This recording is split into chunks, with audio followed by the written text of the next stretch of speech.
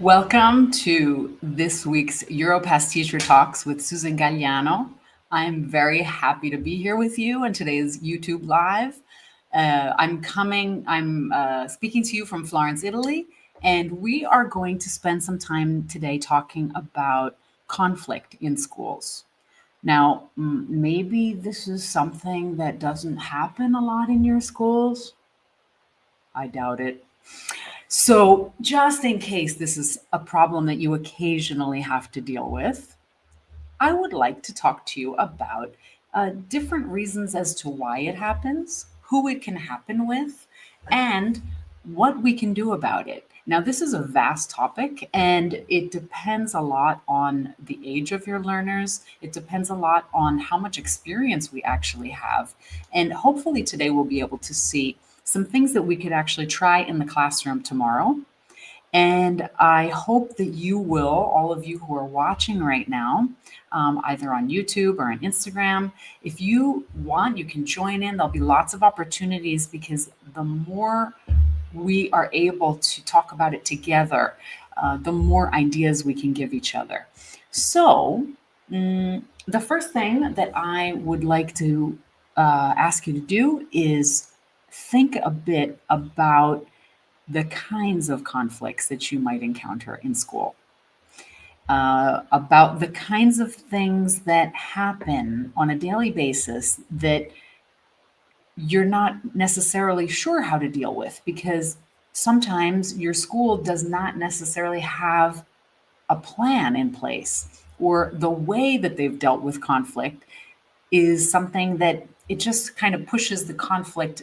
We say in English, it kicks the can down the road, and then the conflict represents itself because it hasn't actually been addressed.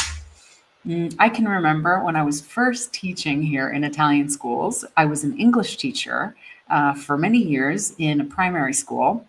And I remember being very surprised when the kids were all playing out during recess in the playground that something that culturally was not very familiar to me was the way that my Italian colleagues would handle these conflicts between students. And it would usually go something like this. A student would come and and complain about another student, saying something like, uh, you know, um, Lorenzo took the ball from me and then, he kicked me while we were playing football. It was usually something connected to a ball. And I was very surprised to watch my colleagues say, "Bring Lorenzo over here." And the two kids would stand there and they would kind of just look at the teacher and she would say, "Now, both of you sit down." And they would say to the kid who came to them originally, let's say his name was Paolo, and they would say, "And Paolo, you shouldn't snitch on your friend." And it was shocking to me that it was handled in such a way saying, "You shouldn't tell on your friend, but since you did, both of you are going to be punished and have to sit down."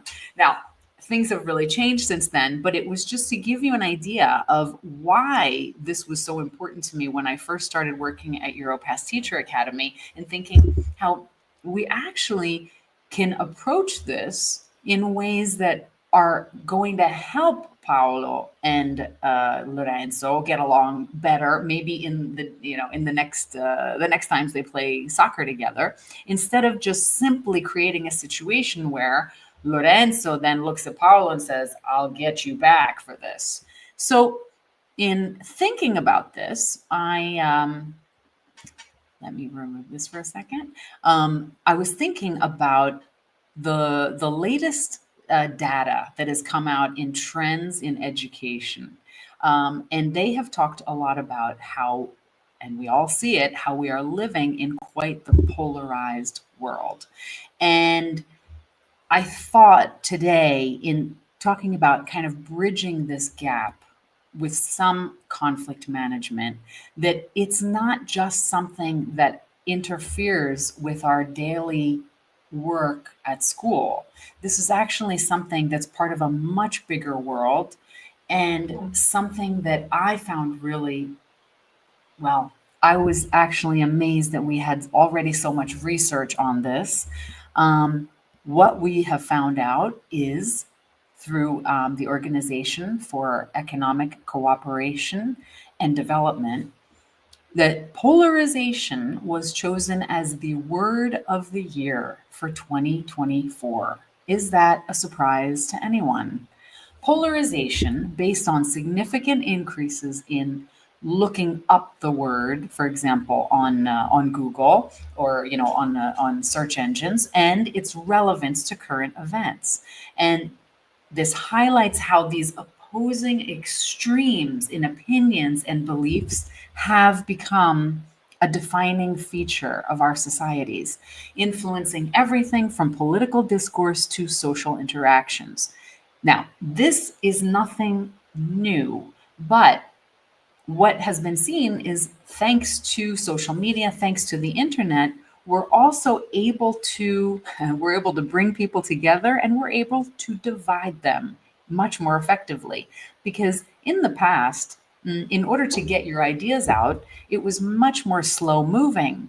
Now you can invent different memes. You can actually use Photoshop to change around an image. You can create really quick slogans and get them out there and very quickly create a lot of polarization.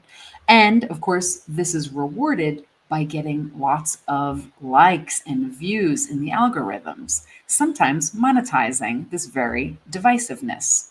So, what I'd like to ask you to do, first of all, is those of you who are here, I would like to know what kinds of conflicts do you deal with at your school? When you think about it, what are the most frequent? So those of you who are watching live, or even any of you who are watching later on, let us know, what is it that you deal with the most? And if you are dealing with, for example, is it mostly students versus students? Or is it one student against another student? Is it a group of students against a student? Is it teachers versus students? Teachers versus teachers? Or even schools versus families? So any of you who are watching live, let me know, what is one of the biggest issues that you seem to spend a lot of your time dealing with? And you could even put them in order of frequency. What I have often found is that the student versus student conflicts are the ones that we tend to notice the most, right? That makes a lot of noise. It takes up a lot of our time. At the same time, though, the teacher on teacher conflict, they can be a little bit, let's say, a little more hidden from the school community, but they can wreak havoc. Because when you have groups of teachers who don't speak to each other, who refuse to collaborate with one another, who have a tendency to even sabotage the work of their colleagues, how can we possibly have a positive school environment for the students? So let me know what you think. And let me know that, yeah, that I'm not so alone in some of the things that I've experienced. So, yes, A is exactly. It's quite often the most obvious thing. That's true, Elena. It's nice to see you. And my question is also, if you could, do you feel that you have the tools to manage it? Do you improvise? Yes. Also, teacher versus teacher. So when it comes to student conflict, do you feel that you have tools to deal with it? Do you improvise? Is it are they only your tools, or is it a school-wide type of strategy? Okay, do you feel that you have the support of your school in doing this? Because this is a really important thing. If each one of us has a totally different way of managing it or not managing it, this is actually going to create more problems with the students. Thank you, Gabriel. So first, student versus student, then teacher versus student, then schools and families, and last, teachers versus teachers. Okay. Very interesting. Thank you for that. And so, in thinking about that, I do want to say that schools plus conflict equals inevitable. There is no way that you can put a group of humans together and have them all think in the same way. Unless, of course, you have them in a cult. And then you have something like groupthink. It's absolutely natural and normal. We could all be living the exact same situation in a classroom with a very pleasant teacher and a very interesting lesson.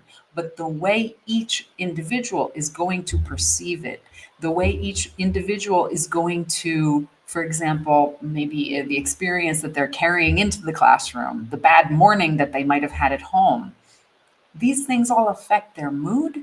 It affects the way they perceive things. It affects their level, their ability to concentrate and to react to the stimuli around them.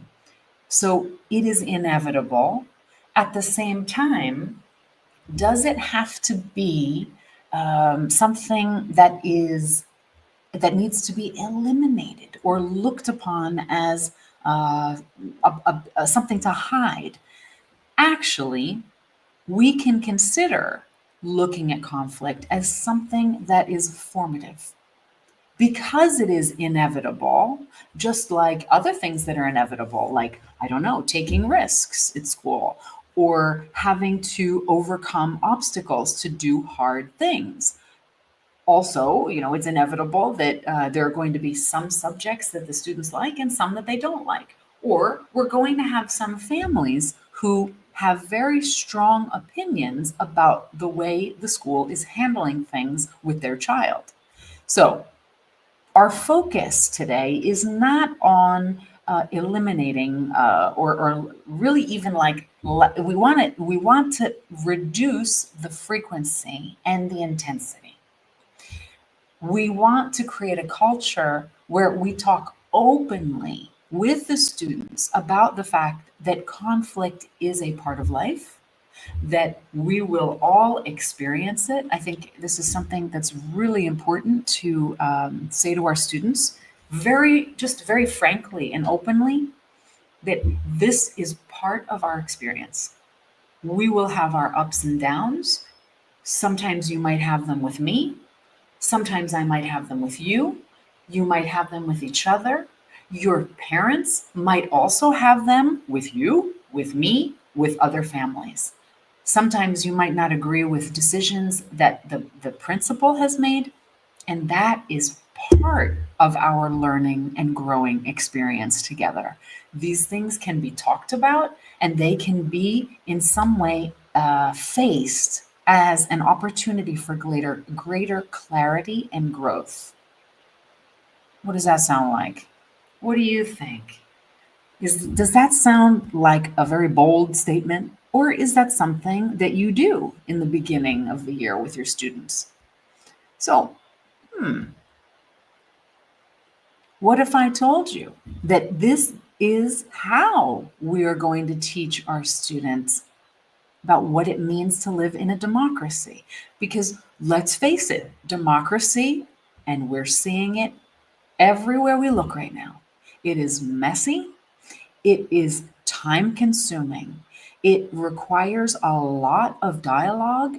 It requires some compromise, and it requires having in mind a greater good. It can be very slow, but it can also be incredibly rewarding. It can give everyone a voice. It can truly teach us what it means to have free will. And I think that this is something that is so important and fundamental. One of the pillars of the Erasmus project that goes until 2027 is one of the pillars is in democracy and what it means in our schools. So even just developing some of these skills, you are doing something that perhaps our students are not getting anywhere else in their lives and will help them be a better partner, a better employee, a better neighbor. So, All right, let's go back to our poll. Think about it.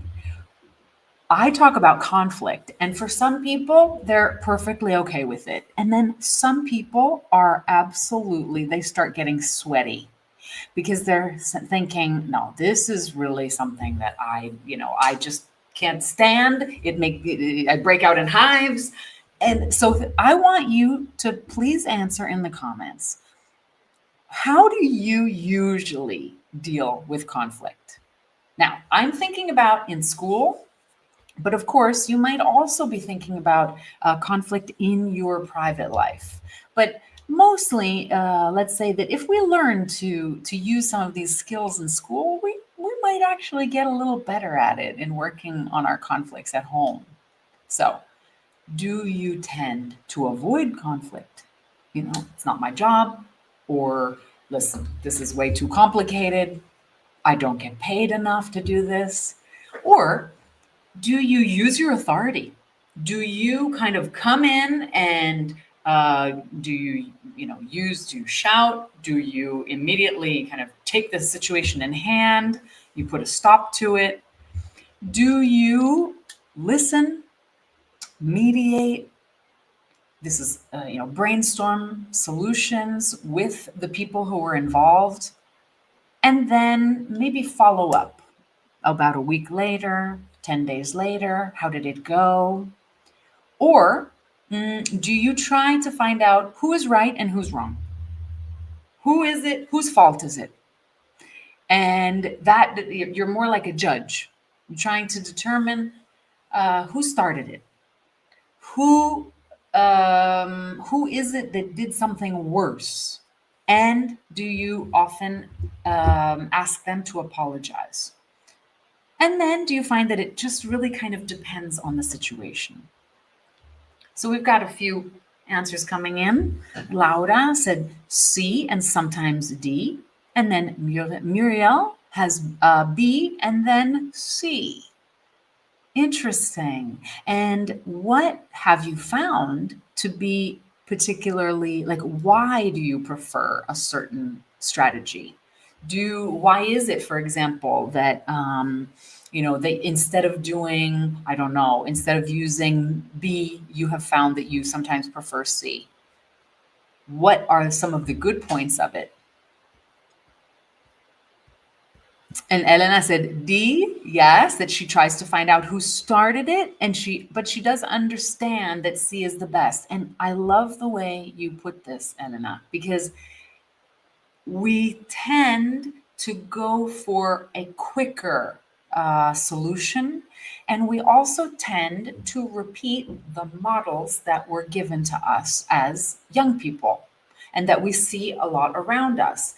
And it's this idea of, trying to find out who started it and being the judge and the jury, and also having them apologize. It's not that it's, how can I say, it's not wrong, but is it effective in the long run? And Elena is saying that this is actually really important, that we can understand here in our rational brain that C is best, but sometimes we haven't practiced it. And so it doesn't feel very natural. Thank you for that. Exactly. Yes. And sometimes Muriel says it's necessary to kind of stop this quarreling and then let them calm down and discuss it, which is absolutely true. That there are moments where we need to stop it, and then we need to give the two parties an opportunity to calm down and then come back to the conversation. And that's exactly it. So, are you a listener or are you a fixer?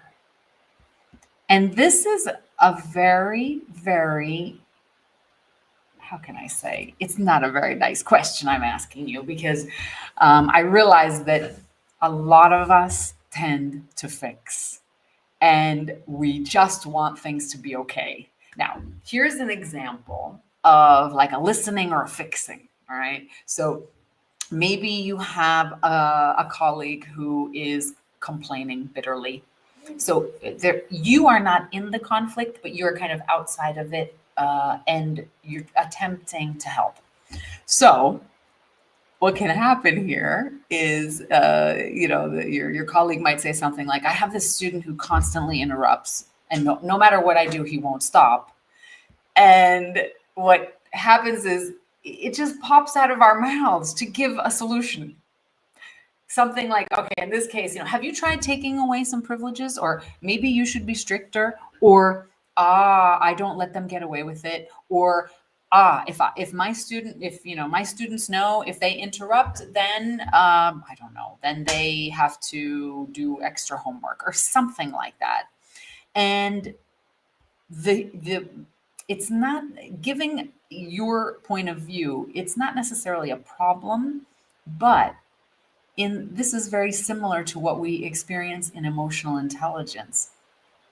What is actually happening to this person is not necessarily the same thing that happens to you, or what they feel comfortable doing, or the way the student interrupting actually triggers them may be something different than what you're experiencing. So when we fix, we are offering a solution without necessarily understanding what the real problem is.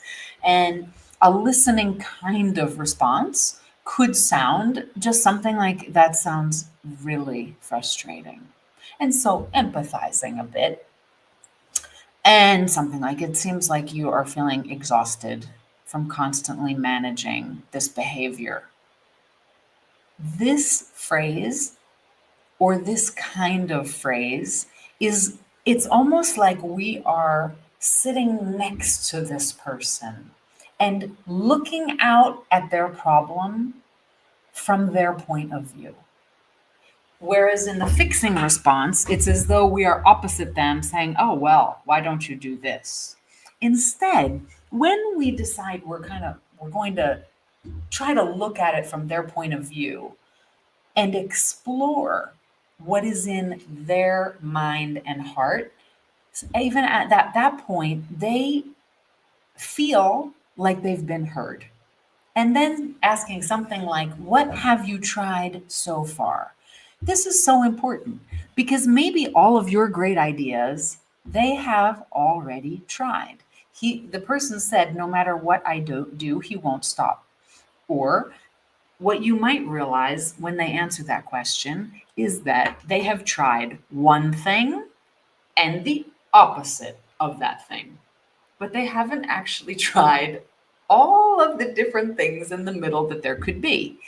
And this is a huge part of our relational intelligence and growth, realizing that we have other kinds of choices that we could make. And maybe we need a witness, meaning you, the listener, to be with them as they brainstorm different ideas. If your colleague were to say to you, I've tried everything, and you ask, what have you tried so far? And they say, I've tried ignoring it, and I've tried giving out punishments. The follow-up question to that could be, and how did that go? What did it give you the results that you wanted? They might say, well, the punishing right then and there, it gives some results, but then they forget and they do it again, and I have to waste so much time. Now, I'm obviously giving you a more extreme example. Most of our colleagues have a lot more tools than that, but the idea is to have them say out loud what they're doing and consider what is working and what is not working and what is possible. Sometimes for people to get unstuck in whatever kind of problem they have, it can be really useful to say, let's just take give me 5 different ideas of things that you could do. Even if they're doesn't matter if they're good ideas or bad ideas. Let's just imagine 5 different things that you could do. And oftentimes, it's not that they come up with 5 amazing ideas, but you're giving them an opportunity to think about their problem and possible solutions that are okay for them, and it helps them get unstuck. Let me know if that makes sense to you. And yes, I see Amy is there. Hello, Amy. We're happy to have you. Thank you for joining us. So, who can be in conflict at school? We talked a little bit about this, but it's amazing to think about it. All of these different students, groups of students, teachers, students, teacher, and administration, families. Sometimes the families have a lot of conflicts between them. We all know of situations where, especially sometimes it's in smaller towns, sometimes there are conflicts among families living in the town that have gone on for a long time, and this affects the school. Sometimes the family conflicts are happening outside the school, either outside the school building or they're happening on their chat, their group chat of the different families. And then of course there's also our inner conflict. Anybody experience some inner conflict in their teaching? Like, I should do this. No, I shouldn't. Yes, I should. But that wouldn't be the right thing to do. But then they'll take advantage of me. But then if you do that, then they won't like you. Anybody ever experienced feelings like that? It's very normal. So, all right, let's play a little game here. I saw this picture and I said, oh my gosh, this is too funny. Amy, welcome. We are very happy to have a student here and to help out one of your teachers. That's wonderful. So what would be a good caption for this scene? Is this something you've ever seen before? What kind of, what's going on here? I looked at this and all I could think of is the mother is sitting there saying, how can you say this about my darling child? Don't you realize? And how often do teachers find themselves in this position of actually being encountered by a very strong emotional reaction on the part of a parent that is totally unexpected? Often a teacher, when they have a parent-teacher conference, for example, the teacher maybe is a bit tired, but in any case, they are prepared, they have thought about what they want to say, and is not necessarily in a state of incongruence, we would say. You usually are in a somewhat neutral emotional state. But the parent, who of course is seeing their child sometimes as an extension of themselves, sometimes their child's school experiences trigger the parents' own memories of experiences they had in their own school community. Or sometimes the parent had a total opposite experience that the child had and is terrified of what this means about their child. So it's actually quite common for parents to be full of emotion by the time they come to the parent-teacher conferences, or when they send you that email at 10 o'clock at night that's demanding, demanding an answer about why their child was excluded from something, because the family dynamics are full of emotion and then that spills over into the school community. It's important for us to realize that even before we meet with parents, as lovely as they might be, under normal circumstances, it's important for us to kind of ground ourselves. Maybe as you see someone talking like that and getting upset, perhaps you need to feel your feet on the ground. Yes, Muriel says that's right, that some parents accuse the teacher and it's unbearable. And it does happen more and more. Yes. And I think that before you have meetings with parents, as I was saying, it's so important to ground yourself. It's important for us to not already go into the conference with our anxiety up to here. All right. It's important to do things to sleep as well as we can in the days preceding, to eat well, to make sure that I know that usually you have conferences, one set of parents after another, but it's very important in between them to give yourself a moment to exhale, because we need to let some of that anxiety settle before we meet with the next person. And of course, when you know a parent is coming and there is some type of an issue, well, it's even more important to let yourself prepare your body, your emotions, and make sure that you are not going into that meeting, as I said, already full. And why do all of these conflicts happen? I mean, of course, there's a lot of conflict over control, control of resources, things like who has the better classroom, control over where someone's going to sit, about where we're going to go on our class trip. It's about, of course, our individual preferences. How many times have teachers told me that they really don't like to organize group work because they spend more time putting out fires than actually having the kids work? Now, what can happen there is we need to make sure that we go into group work having already talked very openly with the students about the fact that they will experience conflict. They will experience collaboration. They will experience some fun. They will experience some struggle. And they will experience um, uh, arguments. They are not all going to agree, and we need to give them a plan. And a plan, first and foremost, is us admitting that this will happen and normalizing it.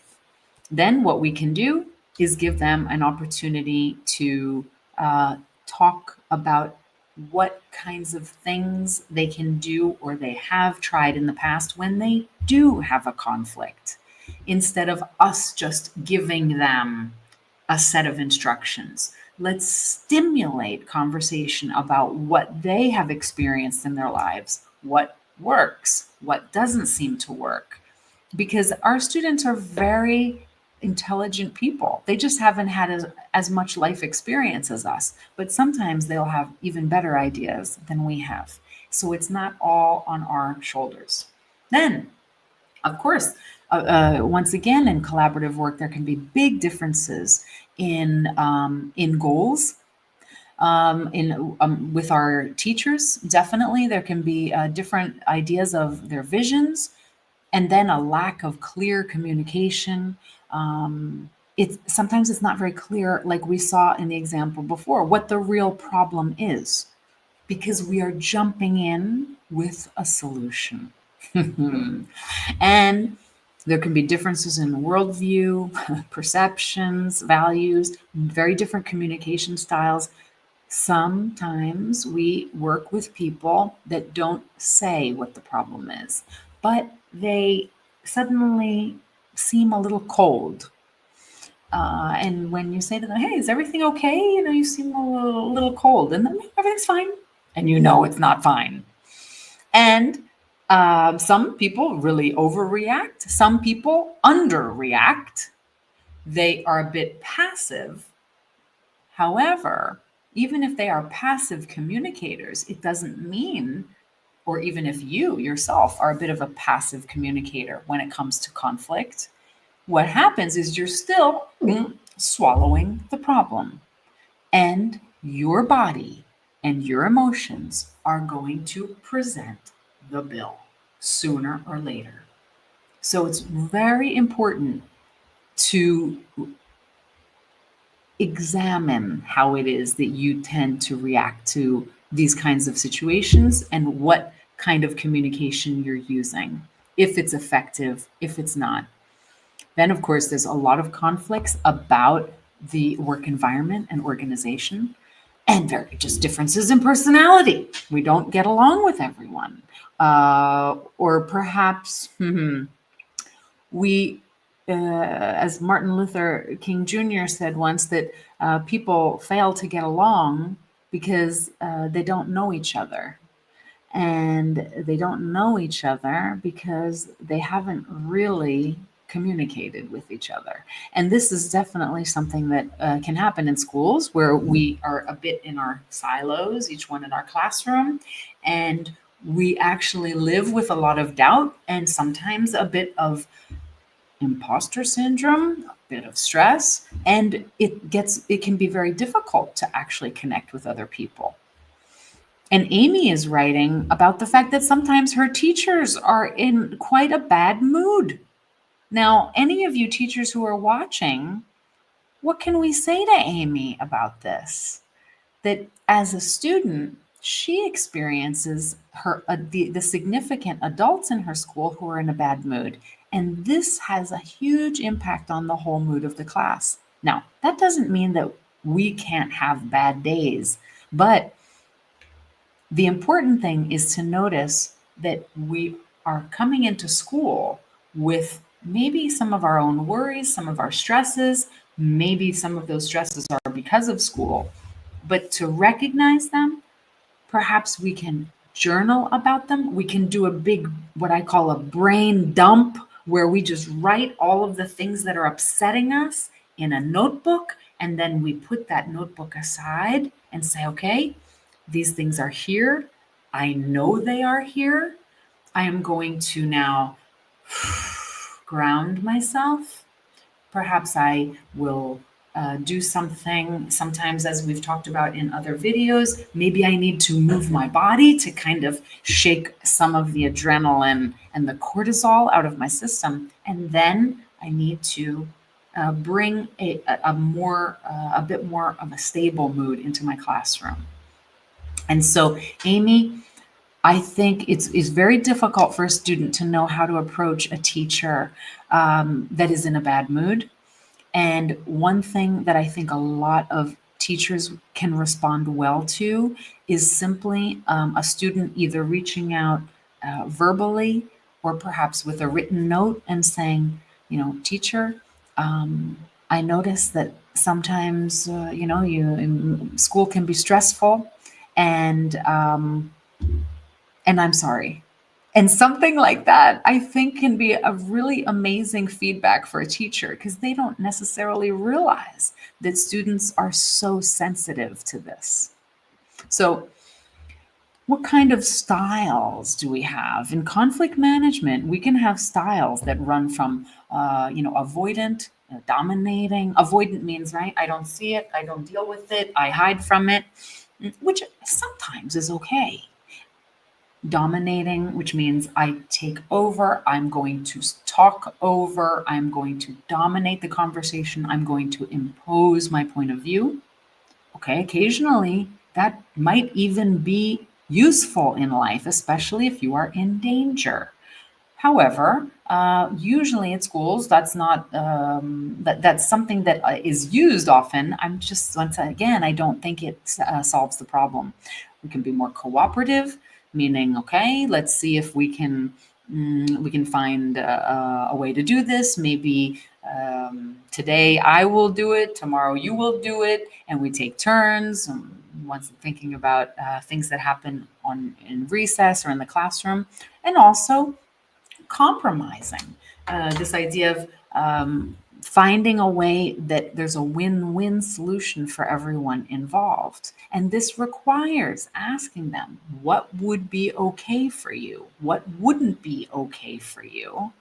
And then we also have probably the most complex, but the most durable would be integrating, where there is a lot of conversation about what it is that, what are the different needs, what are the different feelings, what are the different solutions, and really coming together to find something that is a step forward. So if I think about emotional intelligence and the importance of it, it's not necessarily just important because of the fact that students' levels of, depression and anxiety have risen, but just in everyday navigating of these relationships, our worlds our world goes so quickly that oftentimes our students haven't had even enough time to realize what's happening to them before they're reacting. So again, as we've talked about in other videos of this sort, promoting self-awareness and self-regulation, and also being an adult who can co-regulate when emotions run high. Co-regulating means that a teacher would be able to bring a sort of calm energy to students whose emotions are racing, or a calm energy to parents who are very upset. Again, it's something that takes practice and knowing yourself, and knowing what it is that helps bring your emotional temperature down. And speaking of emotional temperature, in nonviolent communication, which is it's a compassionate approach to dialogue, and this is something that was developed by Marshall Rosenberg, who's an American psychologist, and he was one of the students of Carl Rogers, and he developed this approach, which has been used worldwide. It's been used, I would say, I think it's most famous for him using these two puppets called the giraffe and the jackal. All right, so maybe you've seen videos and read one of his books, but the whole concept behind nonviolent communication is based on helping people understand and connect with each other. So it emphasizes this idea of observations, feelings, needs, and requests. It uses a lot of empathy. So let's see if I can give you some examples of what that might look like later on. One thing that we could start with, here's a little activity for us, is something that is called like repeat, paraphrase, and reflect. So if a parent is upset and comes in and says, oh, the teachers at this school play favorites. My son has to work so much harder than the other kids to get the same recognition. Now, of course, there is a part of you that immediately is taking this personally. You might feel the need to defend, to perhaps to go on a counterattack by saying, well, your son, you can't believe everything that your son says about school. Or perhaps we might want to defend the teachers in our school or defend ourselves. Well, that's not true. I don't play favorites. But all of this all it's going to do is make it so we actually aren't hearing each other. So what we need to do is exercise this idea of, okay, let me repeat what I heard. Repeating what I heard is like putting up an audible mirror to the person who is just speaking and saying, these are just some ideas I have. I'm sure that there could be better ways to say it, but I was thinking that the teacher or whoever the other person is, so you're saying that your son works hard but doesn't feel that his efforts are recognized. So more or less I'm repeating what this person said. Then I could even paraphrase it. So it sounds like you worry that your son is not treated the same as the others. I know what some of you teachers are thinking right now. You're saying, but this way you are admitting that the parent is right. No, I am showing this parent that I hear them, that this is what I'm understanding. I might even say, so correct me if I'm wrong. I hear you saying that you are worried that your son is not being treated the same as the other students. Is that correct? Me doing this slows down their emotional brain that is ready to have an argument. And it's like I'm holding up a mirror to their words. I am asking for clarification. This is super important because this gives them an opportunity to actually, first of all, they feel heard. And this takes the emotional temperature down. And they also have an opportunity to correct you by saying, I didn't say that my son isn't, for example, that my son isn't treated the same. I don't know. I'm just saying that he's not, that the teacher seems to not like him. I have no idea. And the third part would be for us to reflect back the emotional content of what this person is saying. The parent doesn't talk about emotions, but Marshall Rosenberg in Nonviolent Communication tells us that behind every action, behavior, if we look behind it, there is an emotion and a need. So, what we do is we don't get stuck in the words that they're using, the exact, if it's exactly true or not. What we do is we get curious about what are the emotions behind it. And so, by saying something like, it must be upsetting to see his frustration, because it's not my job to basically to say that what her son is saying is not true. The son is saying this for whatever his reasons are. Could be partially true, could be a way to get mom off of his back. Who knows? But the point is that we can reflect back. It must be upsetting to see his frustration. At this point, what you might find is this mother starts relaxing. Yes, it's very upsetting. And at that point, what we can do is we can write down a couple of notes.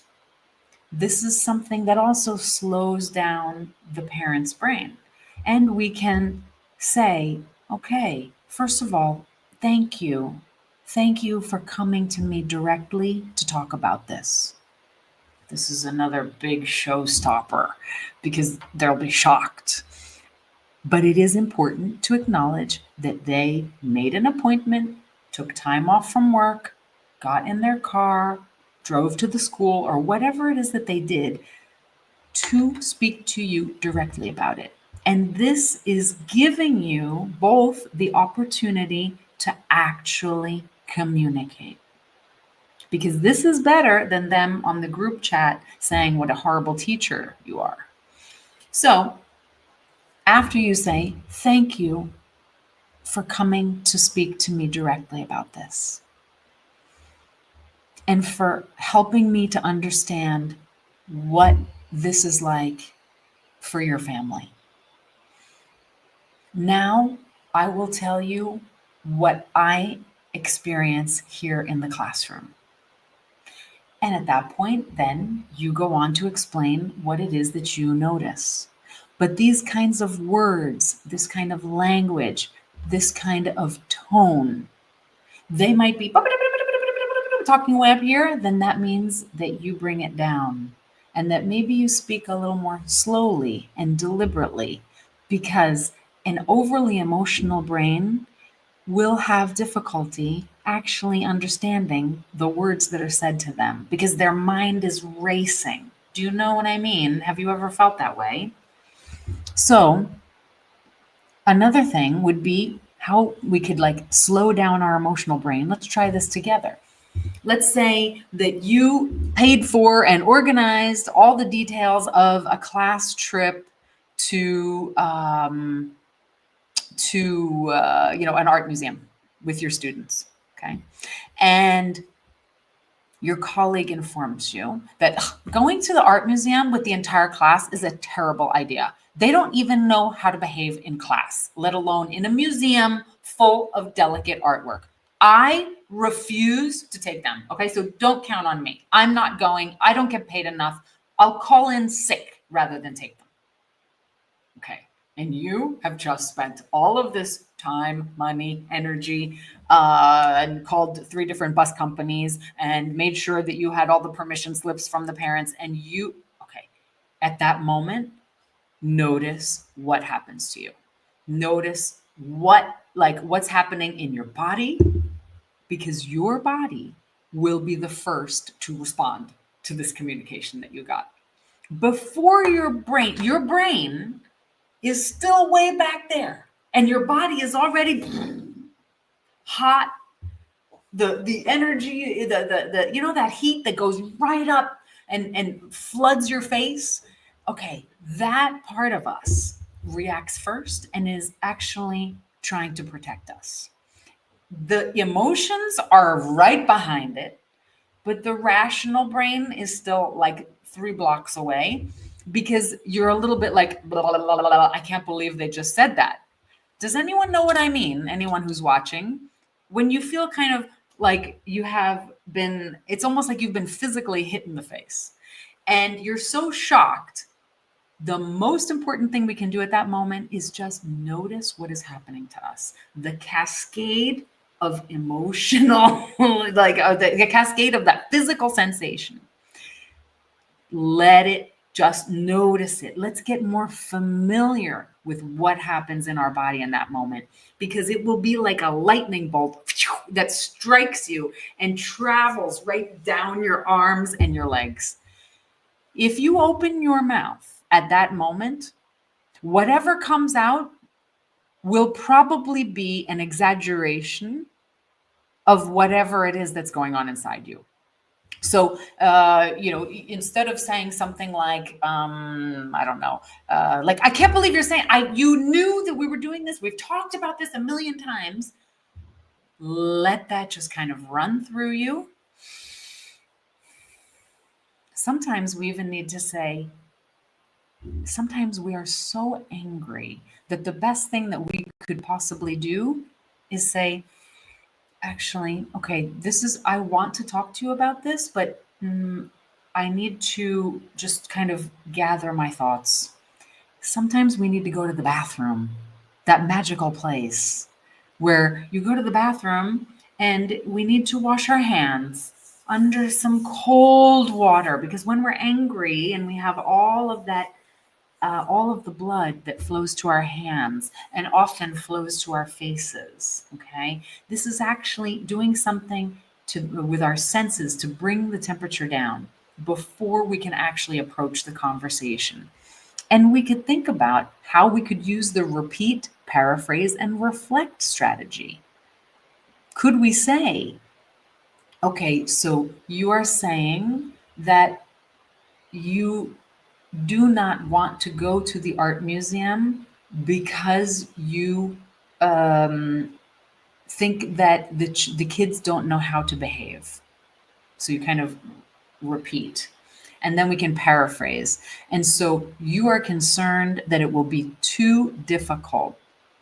You had a doubt, Dom. Okay, tell me about your doubt. It will be too complicated, and you are worried that the kids will perhaps, create such a problem and you won't know how to handle it. And it sounds like this is really overwhelming for you. Okay, by doing something like that, we are setting the stage for that person to understand how they're feeling, they see that they're understood, and then to be able to move forward. So, some quick ideas of things we can do with the kids that work great. 2 students are having a big fight. Obviously, just like Muriel was saying before, we need to separate them, perhaps. We need to get them in different places. And we need to accept the fact that if this happened during our lesson, or maybe a lot of the conflicts happen in the hallways or happen in the classroom, that we need to separate them, and actually realize that they may be so emotionally charged that they cannot possibly pay attention to our lesson.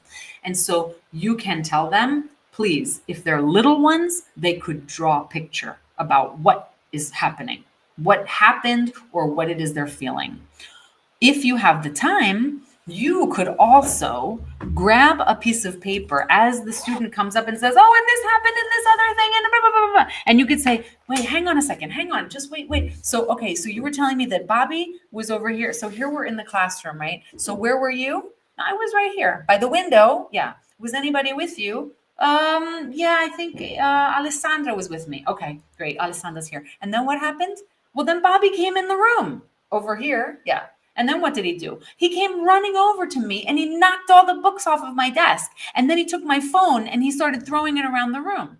Okay, so Bobby came over, he took your phone and then he threw it. And who did he throw it to? Do you see what I'm doing here? I am giving them an opportunity to connect with their rational brain. So instead of just being, I am actually asking them some specific questions to slow down that emotional brain. It's something they can also do on their own in moments, like I was saying, where you separate them. Sometimes in teaching them, sorry about that, they can also write about it, write everything that they're thinking about what happens. And that way they don't have to worry about, let's say, being polite or trying to contain themselves. They can write everything and they can either share it with you or they could tear it into a million pieces. But what they wrote could then be brought as a way to start a conversation later. But the important thing is that it comes out of them. And we have to accept the fact that while they may not be paying attention to our lesson because they're so full of it, you can say to them, write it all out. And then when you are done writing, give yourself a moment to breathe. And then please join us. We are happy to have you. We are normalizing this kind of conflict. There are all kinds of different strategies, visual aids. We could put different things like the steps of conflict resolution when we have decided together with the students what they are. We post them. So they would every once in a while, in moments of calm, be reminded of what it is. Because they need reminders. In the moment that your emotional brain takes over, your rational brain goes offline and we cannot problem solve in that moment.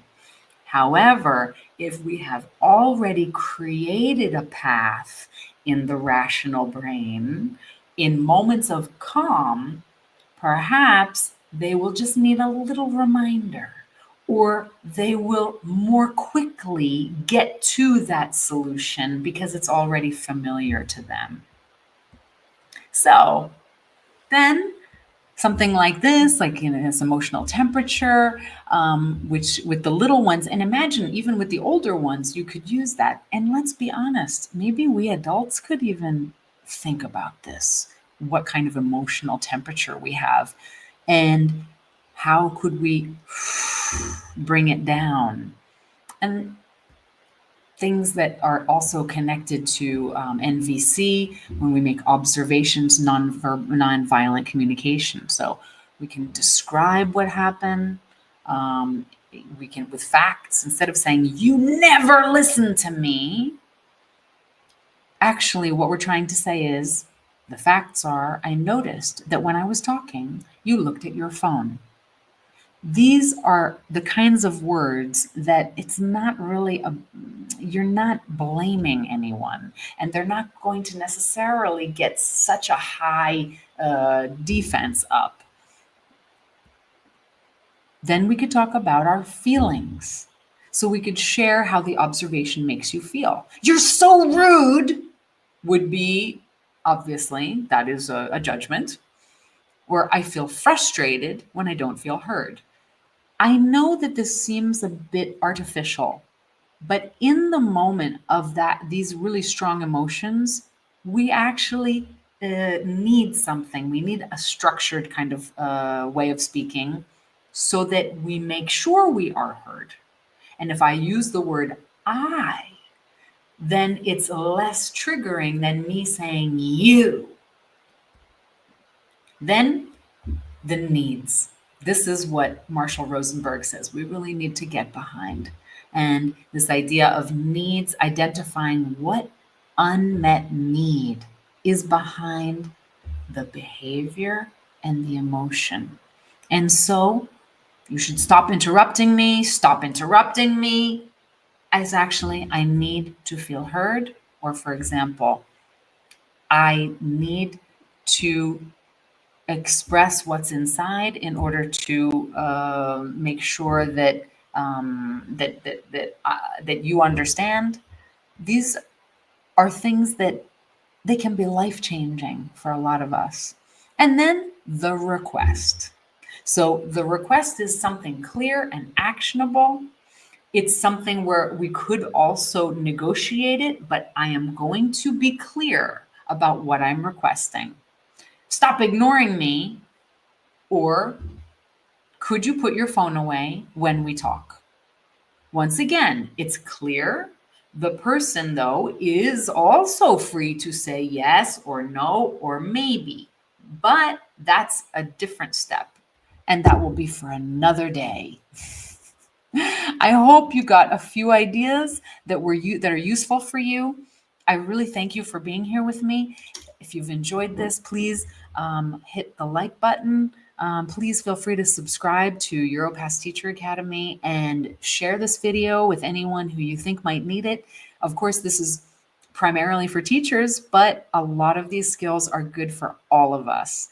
And thank you so much for being here. We will see each other in 2 weeks, where we will talk about ways to stimulate soft skills in students in order for them to make some really good decisions about their future, and helping them, guiding them towards the schools that they choose, the kinds of universities they choose, the kinds of jobs they choose. And we'll be with a guidance counselor, a dear colleague of mine, Daria Dalinha, and I hope you'll join me for a really insightful talk with her. Thank you so much for being here, and I'll see you in 2 weeks.